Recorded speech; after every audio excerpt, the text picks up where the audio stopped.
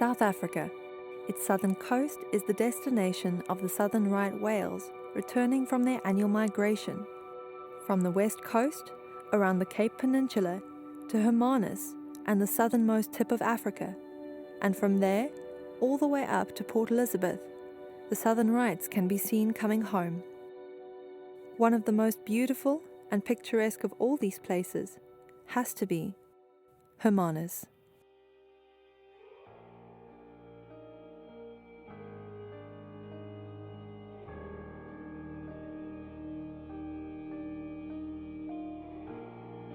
Renowned as the whale-watching capital of the world, Hermanus is located along a vast expanse of cliffs and beaches, with its sandy, shallow coastline being the ideal location for the whales to mate, calve, and rest.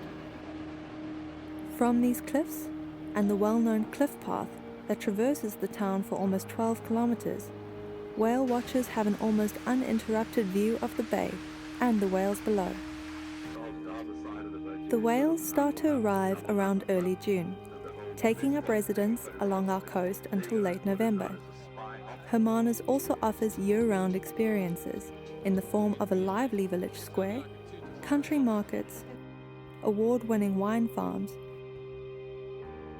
blue flag beaches, and a range of other activities, all surrounded by breathtaking mountains and oceanic views.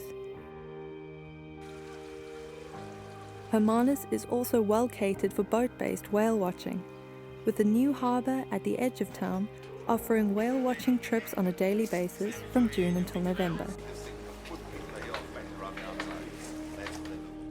My name is Leslie. I'm from Eastern Cape, but I've been here for 13 years working for Southern Right Charters. But I'm working on the boat now for 7 years as a marine motorman, which they call engineer. My name is Sam. I've been working on Southern Right Charters for 5 years, working as a crew, doing whale watching.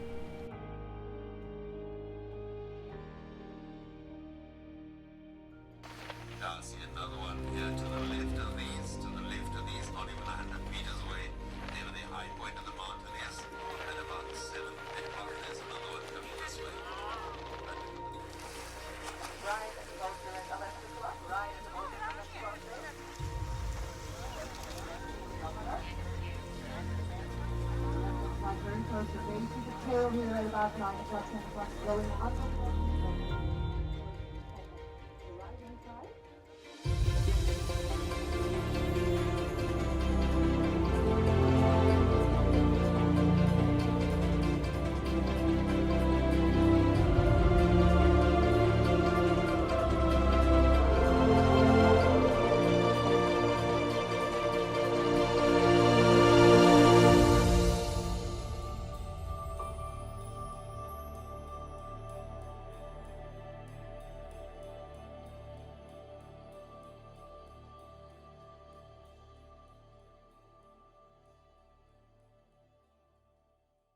June is usually the time when nature lovers celebrate the great whales' arrival home from their annual migration to the subantarctic, where they go to feed on the minuscule krill and plankton that make up the diet of these massive mammals.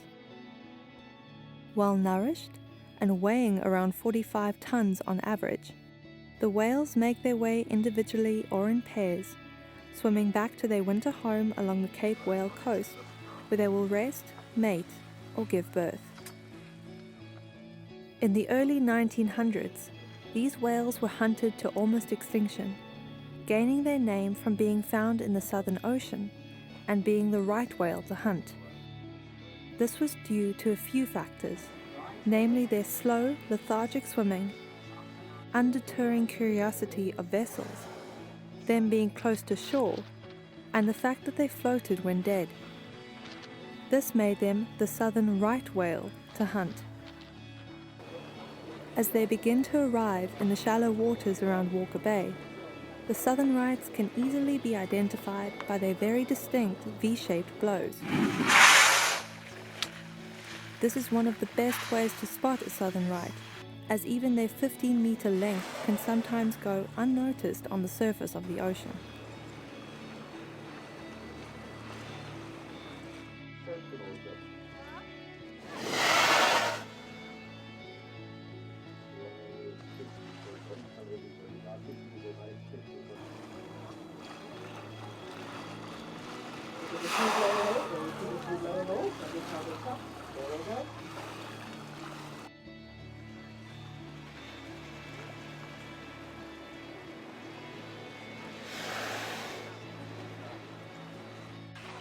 Another distinctive characteristic is their facial callosity patterns that are as unique as our fingerprints. These callosities are found on the head of the southern rights and are made up of calloused skin, whale lice, and other smaller bacteria.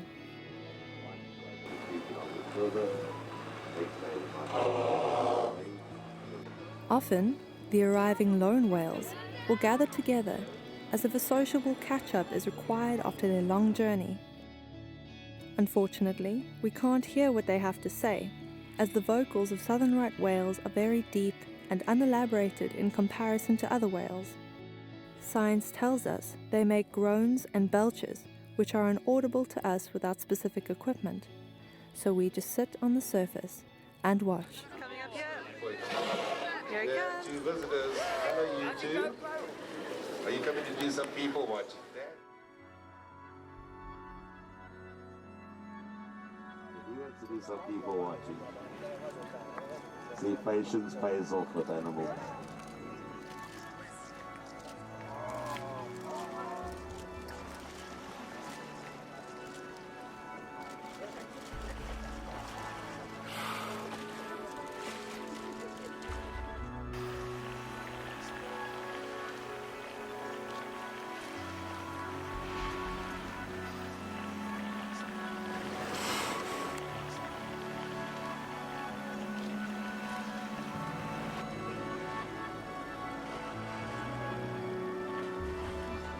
Leave up.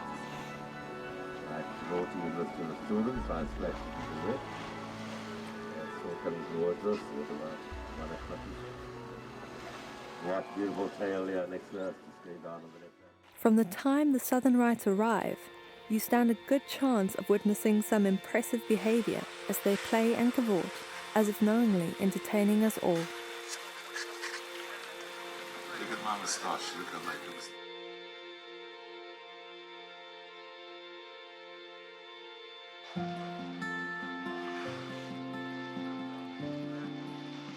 Sailing is a rare sight. A whale will hold its tail high up in the air for a prolonged period of time, often for 10 minutes or more, sometimes even pirouetting and showing off every angle of its sculpted tail.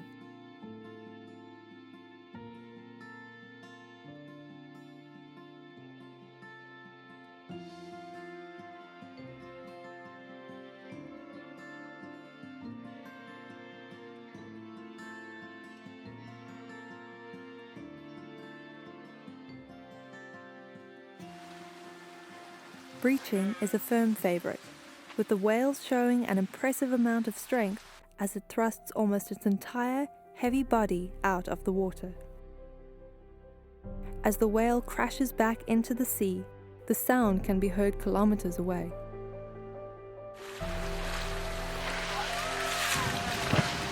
Most believe that breaching is used as a form of above-water communication, but there are also theories that it's to remove some of the irritation caused by whale lice. Others believe it's for the sole purpose of enjoyment.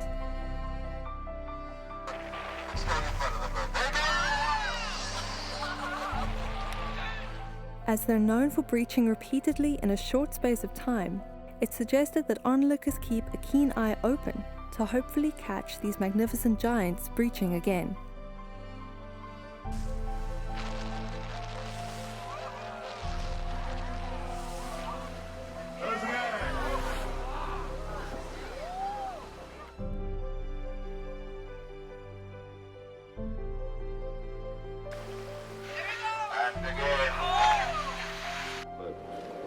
There's a beautiful tail, so watch. Lobtailing is another action with an impressive sound effect and a similar theory behind its use. It is caused by their massive tails slapping down rhythmically onto the surface of the water, their tails can grow up to 7 meters in length, making the reverberation above and below water travel for kilometers.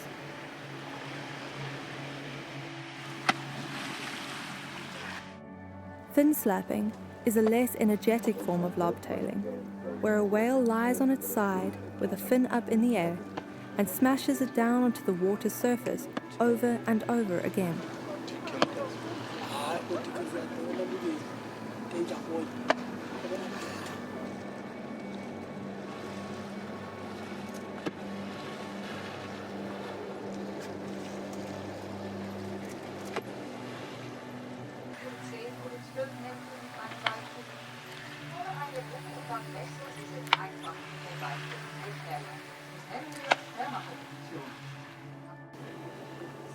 Spy hopping is when the whales watch us while we watch them, raising their entire heads out of the water to have a look around.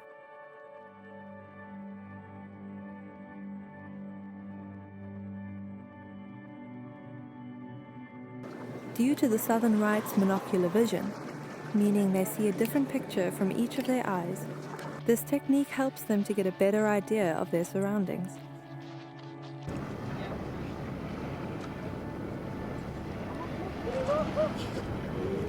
There's a beautiful photograph known as a spy hop when they lift their heads out of the water, known as spy hopping.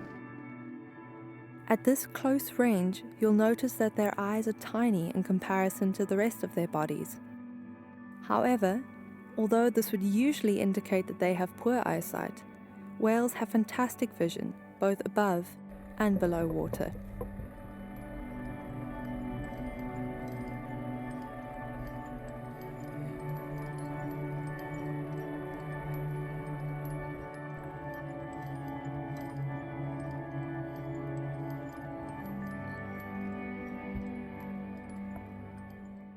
During the months of June, July, and August, another beautiful whale passes through the Cape Whale coast along its migratory route to the warmer waters of the Indian Ocean. The humpback whale, also known as the singing whale due to its harmonic call, is both faster and more agile than its cousin, weighing in at around 15 tons, a full 30 tons lighter than the southern rights. Migrating in loose, large groups, these magnificent whales can be seen coming into Walker Bay for a brief rest during their trip, even treating onlookers to a spectacular and energetic display of their capabilities.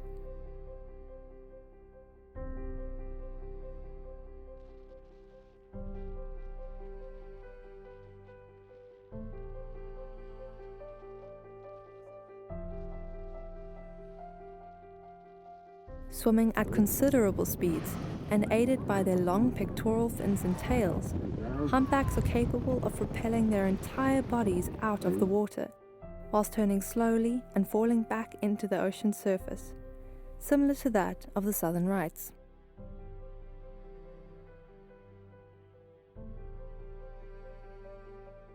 I've been seeing 3 species of whales, which called a humpback, southern right whale, and a bride whale. But my favorite whale is the humpback whale. When the humpback breach, the whole body is just get visible out the water, the whole body. Due to their lighter build, humpbacks are also able to breach, play, and swim for longer periods of time, making for a memorable performance.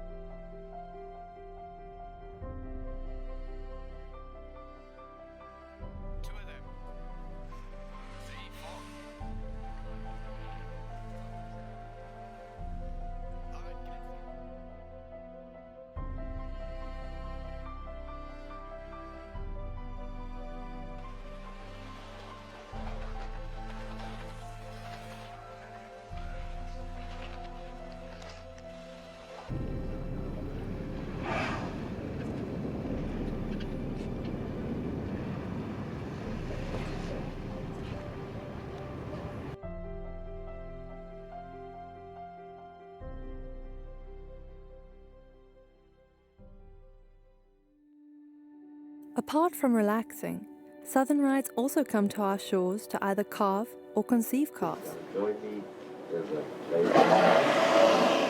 And when she is happy, she has Southern rite mating groups can be seen from early July until late October, with as many as 15 whales gathering during the event.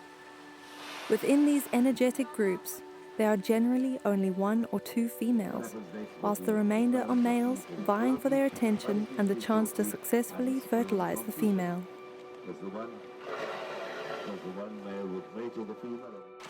This mating period is also known as a sperm competition, as each male tries to flush their predecessor's sperm from the female and replace it with his own. As can be imagined, this amount of activity can be tiring to the females as they wait for the right amount of suitors to arrive, which usually leads to her playing hard to get, turning over to reveal her stomach, or even using a nearby vessel as a distraction. The female will try any maneuver to get away from the ball of testosterone following her. Once the female is satisfied with her group of suitors, she will allow them to mate with her, which is as non-aggressive as the southern rites are. The males will caress and coddle the female to make her more comfortable, even stroking her back with their fins.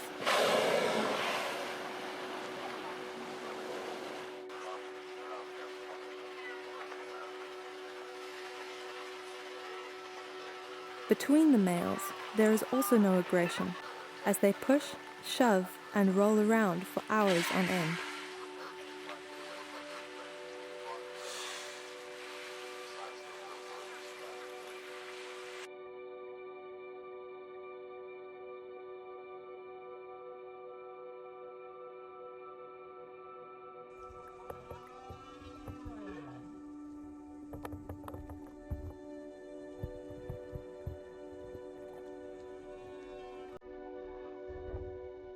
With all of this excitement, the whales can become even more active, treating onlookers to an awe-inspiring show.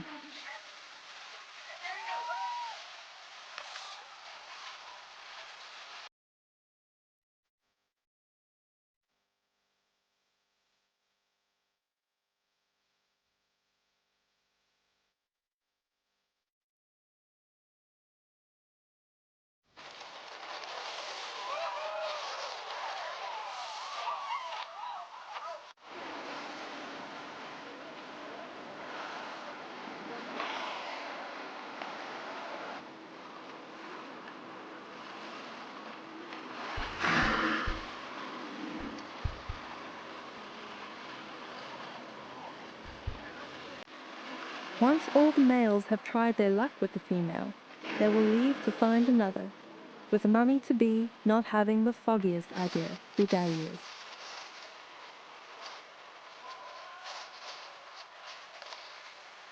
Coming up again, there comes a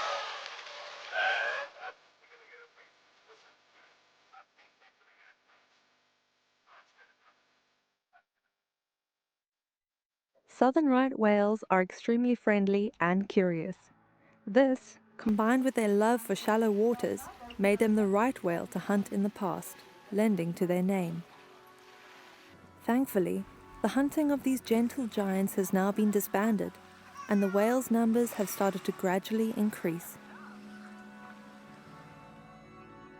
It seems that even though they've endured the traumatic experience of being hunted to near extinction, these whales have not lost their curiosity, oftentimes approaching vessels and using their keen eyesight to take a look around.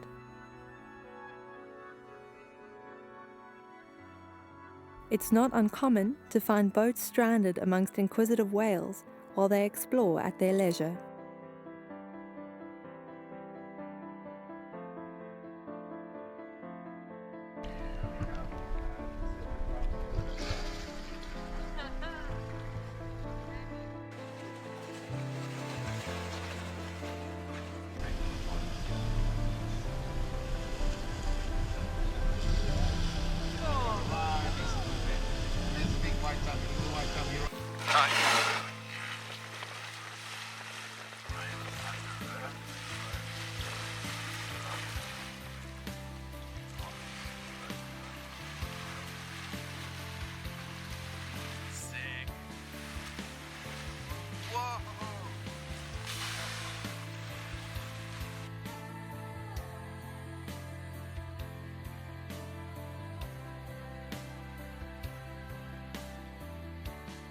My favorite whale is southern right whale because of the southern right whale is friendly to the people. Sometimes when we stop, I want to see the southern right whale. Normally it comes close to us so that you can see it nicely.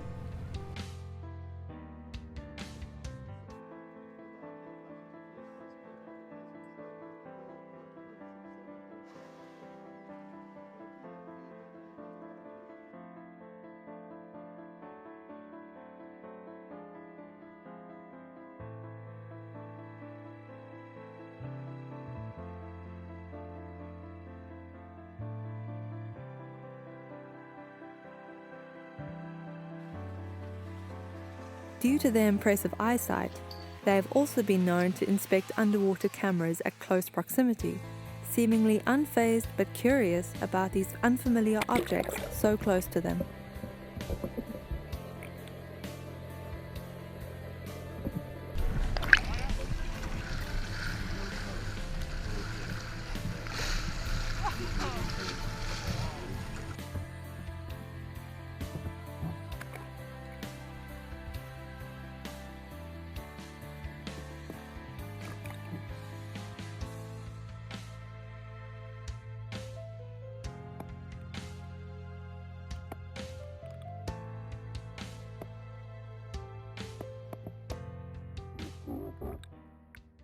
During the whale season, the national phenomenon known worldwide as the sardine run is also underway.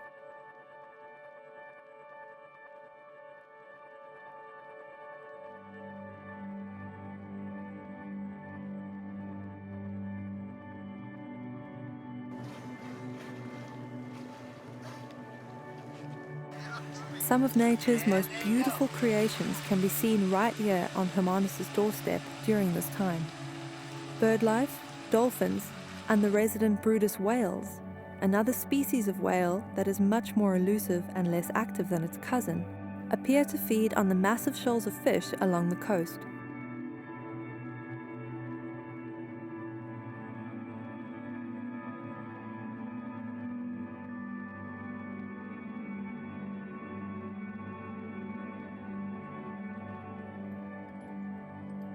You never know what you're going to see at the sea.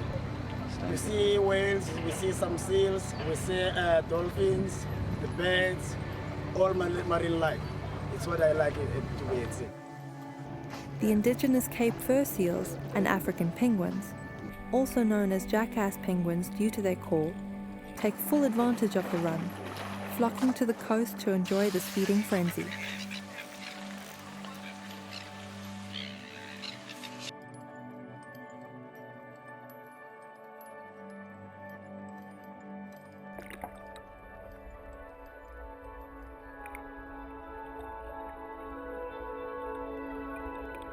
Among the less spotted animals, the odd-looking and shy mola sunfish makes an appearance, as do hammerhead sharks and rays.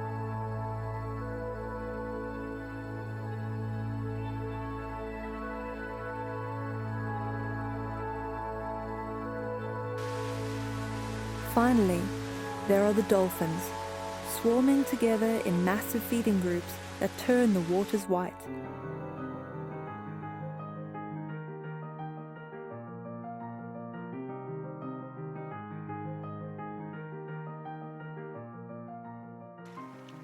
The two main species of dolphin found along the coast are the bottlenose dolphins, whose silver blue bodies are almost perfectly camouflaged with the water, and the common dolphins, whose body is split between a blue-grey and yellow belly. Both species are highly active and take full advantage to play with passing vessels. Absolute awesome. And something you don't often see. And another one going on. Another one.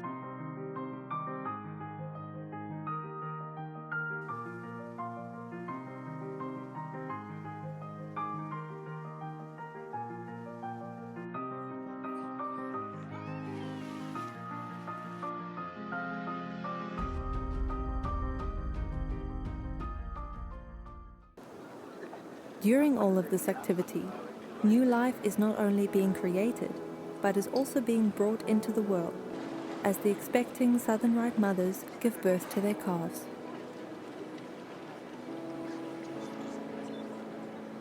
A Southern Right female will carry her calf for around 12 months before giving birth in the same place that she conceived.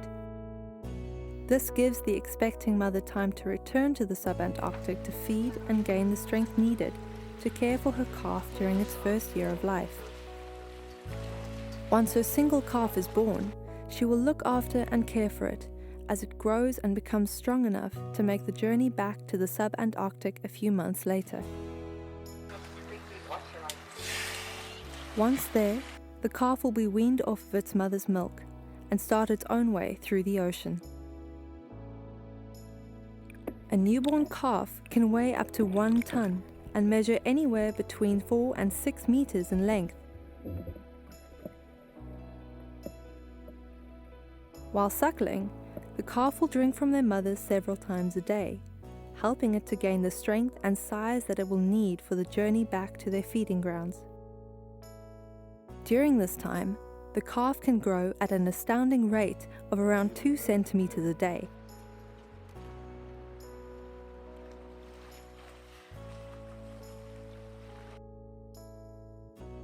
As soon as they're born, they need to start exercising their floppy tails, which consists entirely of muscle tissue. Swimming and copying their mother helps them to learn the basics, but it takes a while before they start to get the knack of their powerful little tails.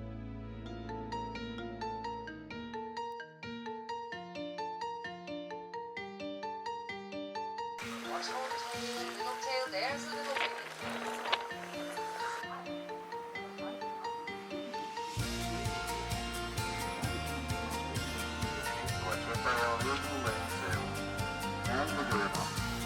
Aqui o tenedor só. Então vai ele levar para o central, no banco da gente, depois de visitar os virais, eu ia do poder.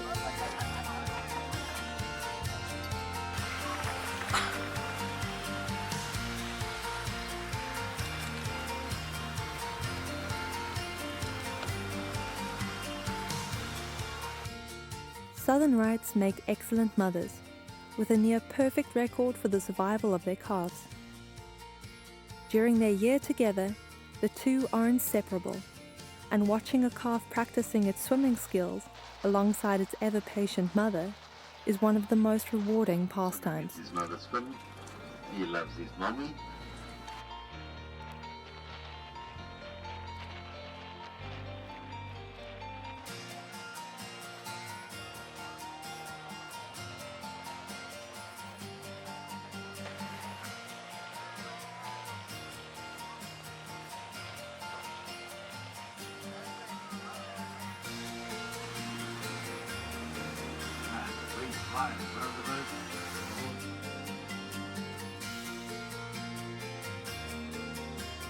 There's philosophies on the head, whale monkeys, whale worms, there's all common souls parasites.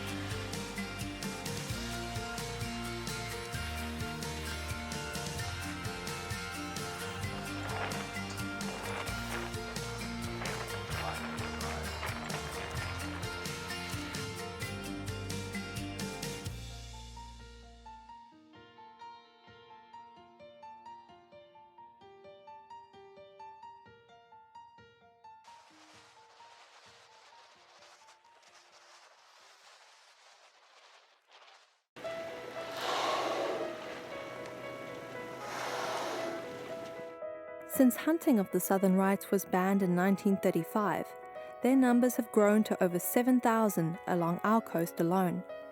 Worldwide, their numbers are somewhere in the 18,000s, with groups taking up winter residence along the coasts of South America, Australia, New Zealand, and South Africa. During the last few weeks of the whale season, humpbacks can once again be seen along the Cape Whale coast as they make their way back to the subantarctic with their newborns in tow.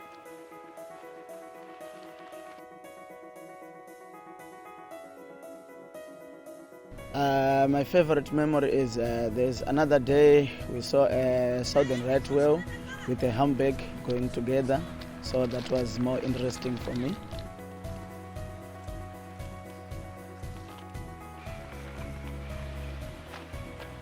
Into the front of the boat. And come up here. There it is.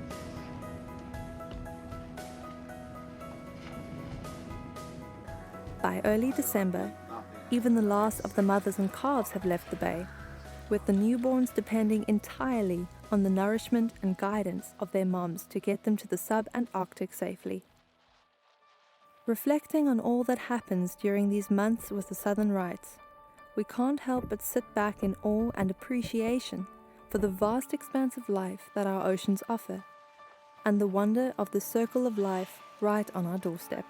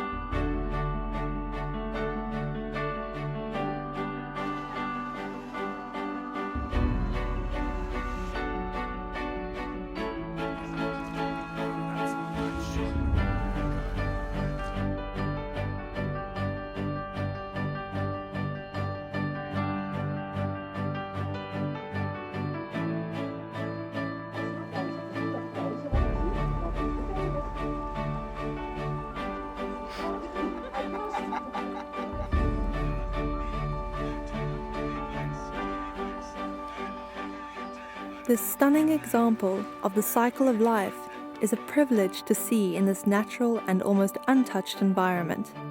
It is therefore up to us to respect and care for these beautiful creatures and the planet that keeps us all.